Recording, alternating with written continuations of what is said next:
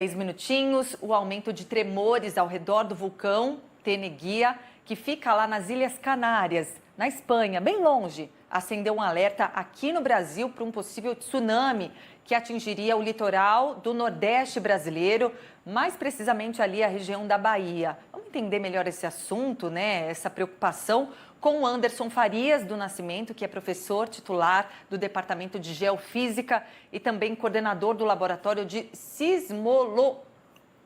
É isso? Me ajuda aqui, da Universidade Federal do Rio Grande do Norte. Tudo bem? Muito obrigada por nos atender. Muito obrigado, Patrícia. Laboratório de Sismologia. Uma Tá. satisfação estar falando com você. Obrigada por nos ajudar aqui. Bom, vamos lá, vamos saber um pouco mais dos riscos que o Nordeste corre diante desse vulcão, mas não está longe demais para a gente ter algum reflexo por aqui? Bom, é muito importante sua pergunta. Além de estar longe, o fenômeno é extremamente raro de ocorrer. Então, a atividade vulcânica teria que ser uma coisa excepcional. Até agora, o que se sabe é que a atividade ele mudou de um patamar pré-alerta para um patamar de alerta, tá certo? E existem mais outros dois patamares. Então, não é assim, o risco de haver um tsunami provocado por essa eventual erupção, que não é, na verdade, nenhuma novidade naquela região, porque a atividade vulcânica nessa ilha é normal. Os vulcões, a gente já sabe que são ativos nas Ilhas Canárias, e o que acontece é que eles usam a atividade sísmica e outras medidas para, digamos assim, tentar entender se é possível ainda saber como ele está em erupção. Então, isso não significa necessariamente que ele vai entrar em erupção e nem que essa erupção vá provocar algum tipo de tsunami ou dano maior. A gente teve erupções também agora na Islândia, que também fica no Atlântico, e não houve esse problema todo, né? E qual que é a intensidade dessa possibilidade para que a gente esteja tranquilo, enfim, para que não haja um alarde também acima do que é necessário?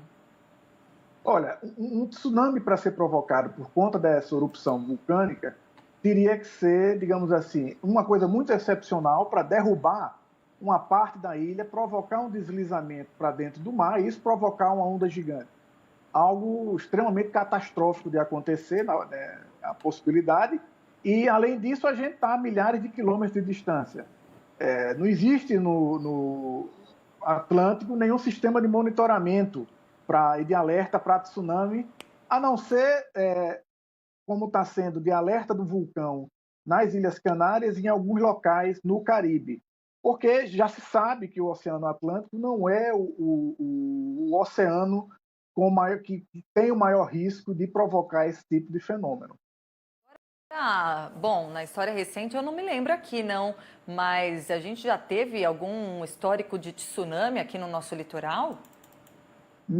Tivemos um registro de algumas ondas que provocou alguma alteração muito pequena do mar, mas que foi perceptível devido ao terremoto que é o chamado terremoto de Lisboa, em 1755, que na verdade o epicentro foi no mar. Naquela época não tinha instrumentos, mas estima-se que a magnitude foi em torno aí de magnitude 8. O epicentro foi no mar e provocou algumas reverberações aqui na costa e foi registrado por algumas pessoas aqui na costa do Brasil, mas alterações pequenas no mar. Mas isso foi uma coisa que aconteceu há 350 anos e de lá para cá a gente não tem tido nenhum tipo de tsunami nesse sentido aí que você está perguntando. No Brasil, qual que é a região que é mais afetada por esses fenômenos sismológicos, podemos dizer assim?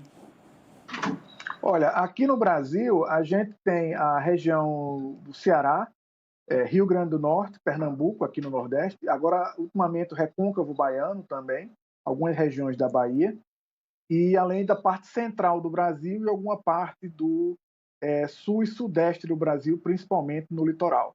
Atualmente, o Brasil conta com a rede sismográfica, com o apoio financeiro do Serviço Geológico Brasileiro, que é a rede sismográfica brasileira, que são cerca de 100 estações monitorando a atividade sísmica brasileira. Para todos os fins de conhecimento do nosso território e conhecimento da nossa geologia e para aplicações também de assessoria das ações de defesa civil. É isso que eu ia te perguntar, qual que é a tecnologia que hoje a gente tem para prever, né? Porque quando a gente fala de um tsunami, algo que foi ventilado no dia de ontem, conta muito o tempo que a gente tem para prever, para orientar a sociedade, a população, no caso de uma evacuação do local. Hoje, com que tipo de tecnologia o Brasil trabalha para prever e para estudar esses fenômenos por aqui? Bom, previsão de terremotos, no sentido de como a gente conhece, a gente está acostumado a escutar de previsão do tempo, dizendo assim, olha, amanhã a tal hora é possível ter um terremoto com tal magnitude em tal lugar. Isso ainda não é possível, tá certo? Em canto nenhum do mundo é possível essa previsão de terremoto. O que você faz é, historicamente, através de inferência, de dados estatísticos, é tentar ver a chance, traçar cenários de probabilidade de alguns eventos ocorrerem, principalmente quando você vai fazer planejamento de grandes obras, pontes, usinas termoelétricas, usinas nucleares, grandes represas, etc.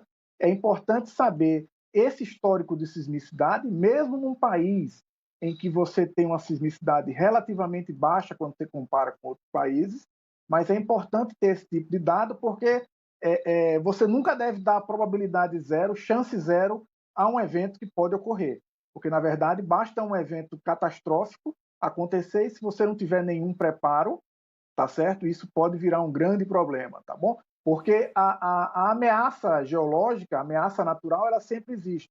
Agora, o risco a gente pode gerenciar principalmente com essas informações de uma rede sismográfica como hoje a gente tem, que precisa ser ampliada e precisa de maior apoio, como também você ter facilidade de comunicações com os gestores públicos e principalmente com a defesa civil. E esse é o trabalho que a gente tem procurado fazer como rede sismográfica e como instituição de ensino federal aqui da UFRN.